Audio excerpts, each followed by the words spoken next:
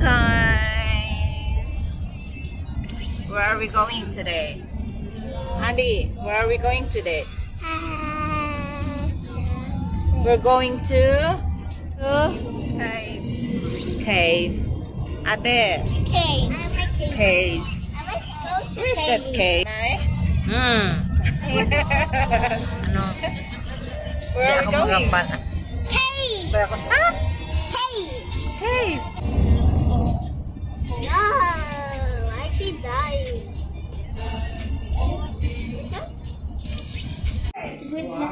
Let's get this. Lagi na lang sila sa souvenir daw. Mommy, can I get that? I don't know, is it something to do with like the curvature of the earth Here, look, Jess. Sorry.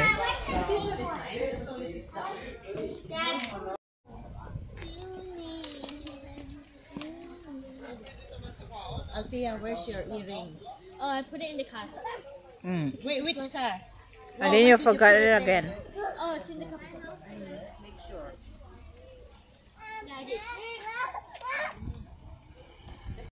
Don't look. It's happening now, but don't look and stay. But you were aware, generally, the eclipse is happening right now. No, that's it. Very good. Very smart. Good morning, everyone. My name's Paul. I'm going to be your guide for the next 15 minutes or so.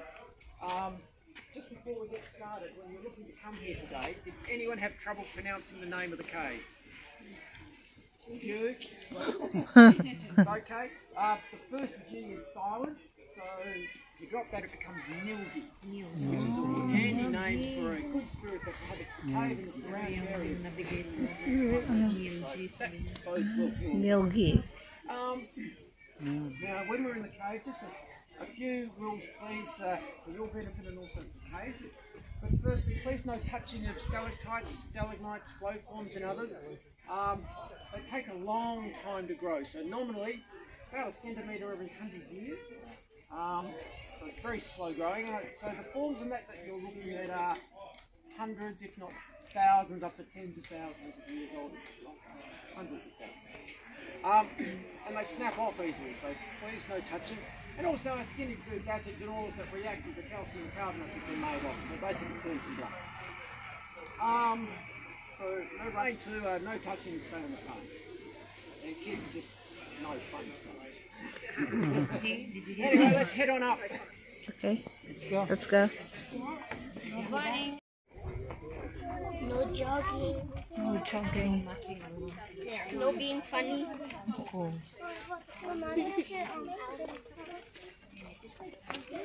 At least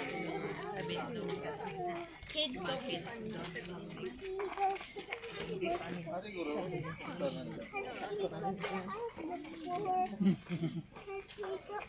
Hindi ako maumanda namin lalagyan. Dito pala hinihingal. Pala ang aking tour guide. Wala na.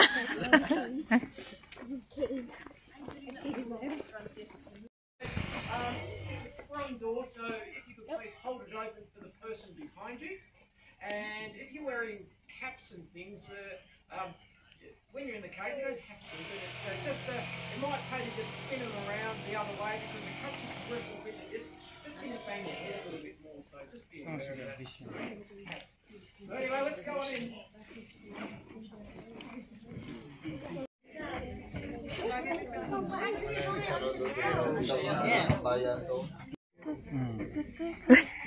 Excited si Arya, oh. Excited si Arya, oh.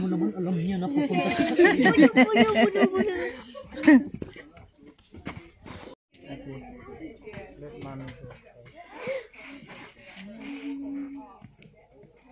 Because nasa buhol na na.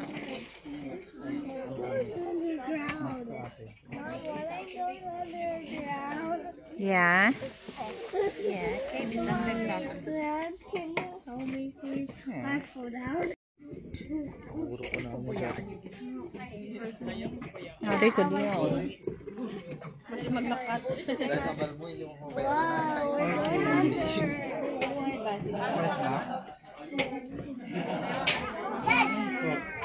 Matiga aja ha? Ano yun? Oo. What is so scary? Hawakan mo ano Oo. yun? Oh, it's so dark. Whoa!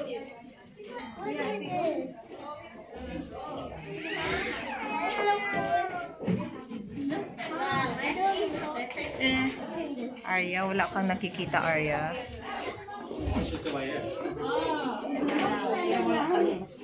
Careful. Tsa. Ah.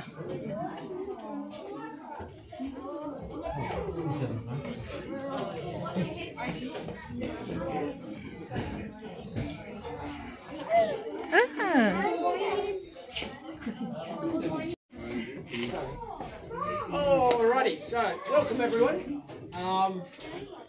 As you're coming down the stairs, you may have well, the temperature is about the same as outside, but it's a constant 19 to 20 degrees Celsius throughout the cave system. Just a little bit of background history. Way back in 1899, a fellow by the name of Edward Dawson, he was out looking for lost horses and came across this Jolene, or sinkhole as it's called.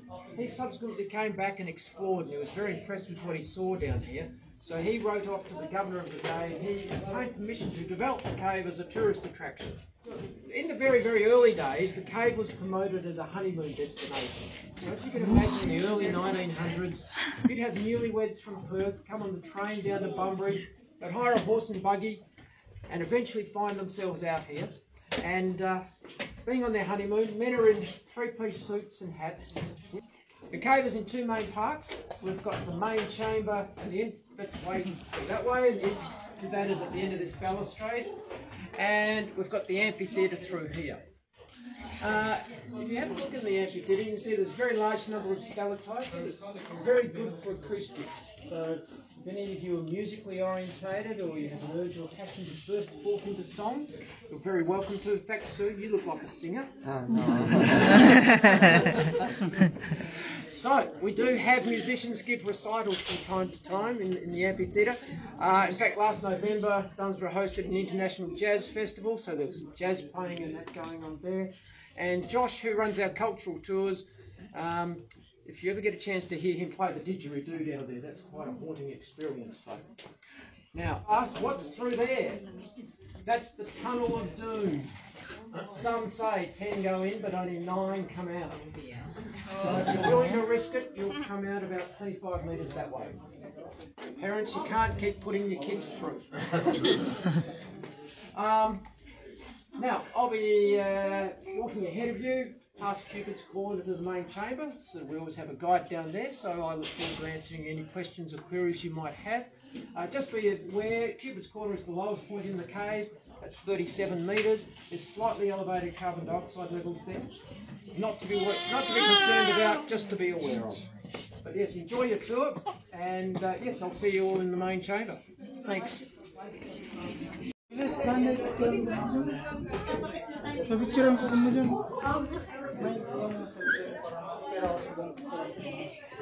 Hindi kami kita siguro. Naka-flash lang. Kaya,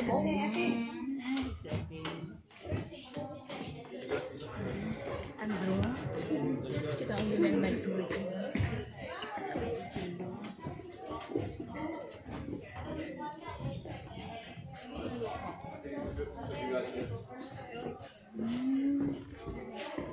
Oh. Hindi man yung makita sa video ko. Madulong.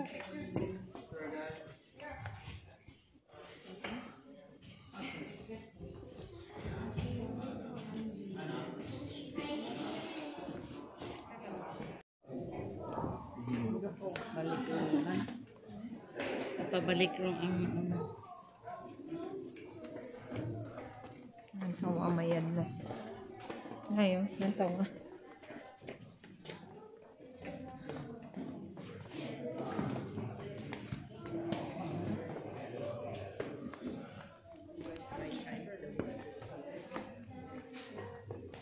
What's in there?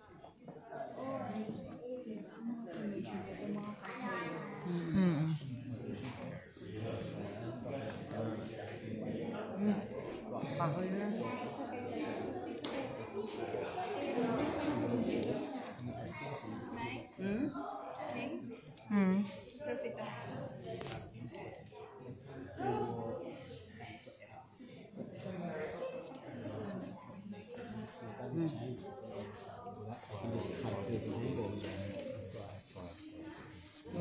can have sex in your sleep.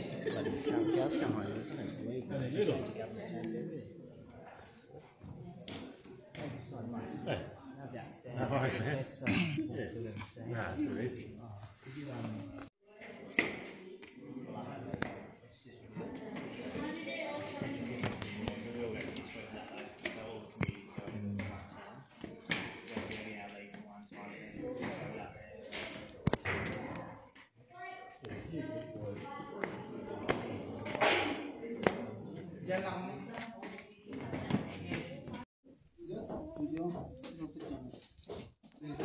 Main chamber.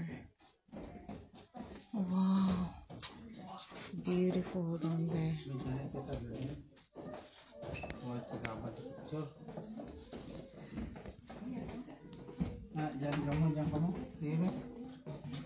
Wow, nice.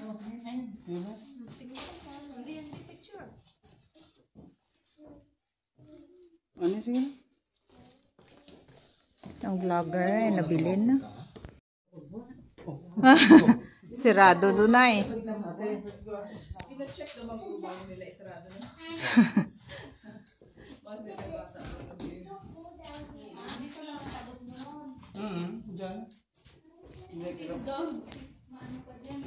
There's something called a dog tooth crystal. Where?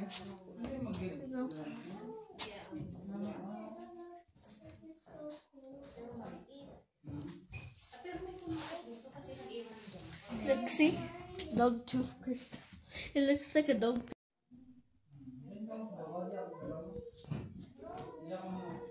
Let's go. Okay, wait.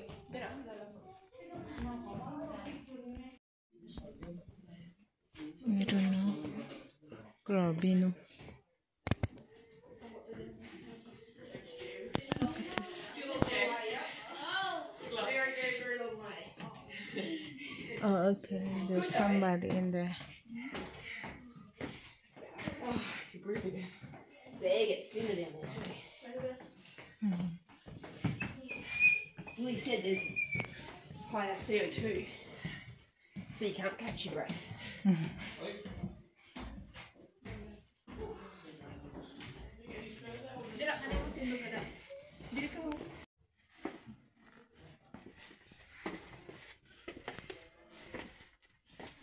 Uh-oh. Oh.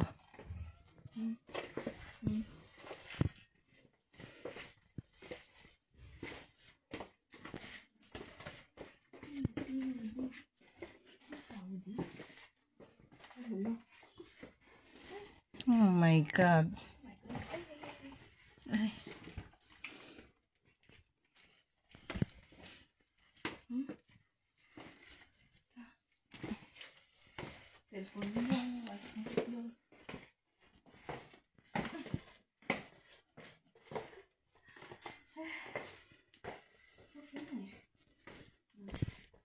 Where are they?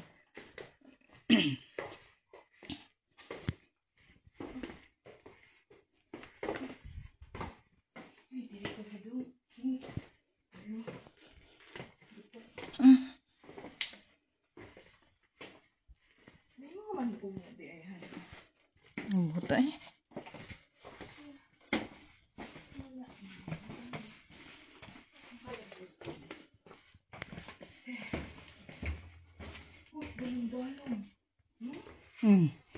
Kapoy-kapoy ni magbalik na ron.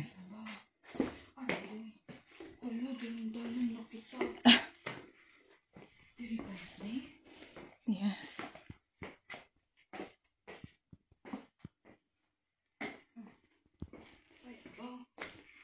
Nag-video ka? Oh? Nag-video ka?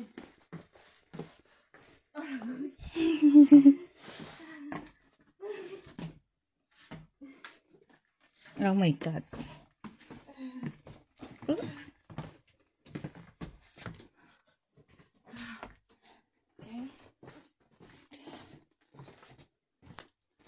Ate. May night mode na ang cellphone mo. Why gani siya naka-night mo? May chamber pictures ba ba? May ba?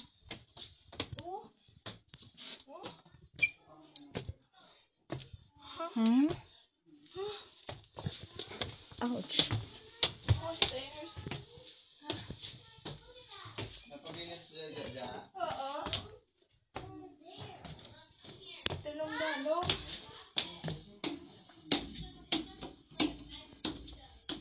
Agoy.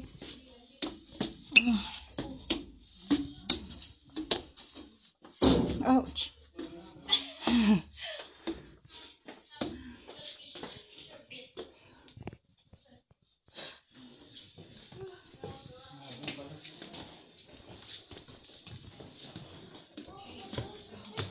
Oh, ano pala yung mga tao? Mga inhabitant sa cave. Ano hindi mo wala snake ah. Spiders. Scorpion. Isopod. Centipede.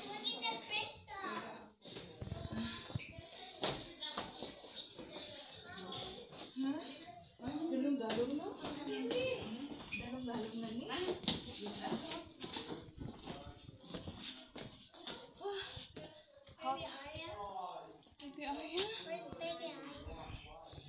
Baby Aya? So tired. Sakit na kapa ako.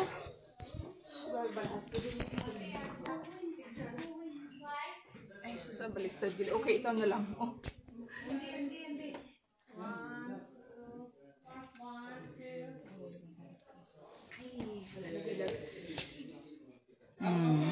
Nami siya.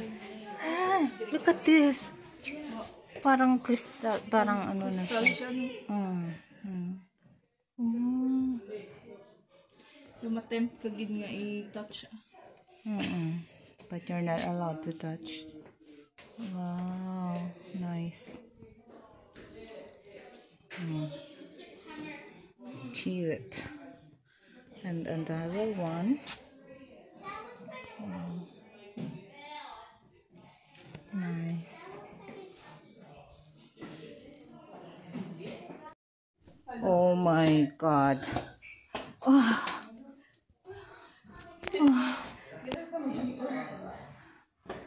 Take it off. Take off your jumper. Oh my God, my legs. Don't wait for us, we have to catch our breath. Hi guys. Sakit sang paa ko.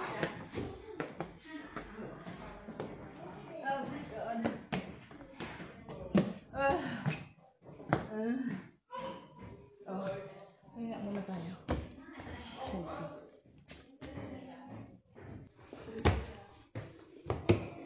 Dapat hining i-video.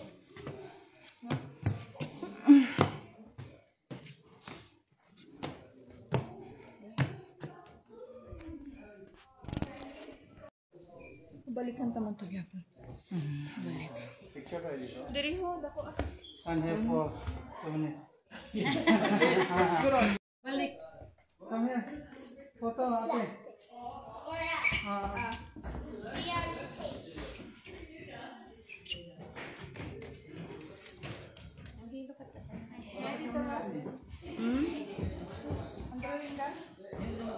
Oh, I wanted to see the human, but whatever, okay. Oh, it looks like a fairy house. May padalang ba ito ngayon? Padalang rope. Ha? Diyan ang gusto. Sige, tika. Tika, wala mo di ano? Hindi lino. Ate, dito ka. Ate.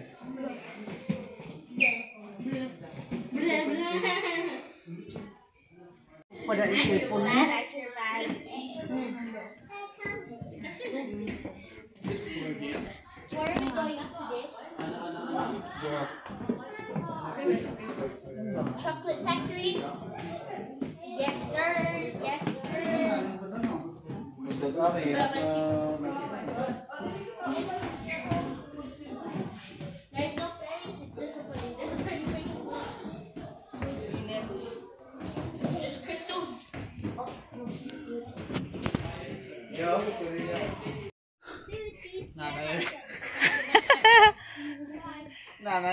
Okay. How's your cave experience? How is it? Tired? Wes dyan nagadto to sa Perte pa kalayo. Hello, Adi. What can you say? How's your cave experience? Is it okay? Did you enjoy? Good. It's good? Are you tired? No. Nope. Oh. Grabe bang energy. You're gonna recharge with the chocolate later. How about Arya? Arya? Andrea. Hingal gani kami nga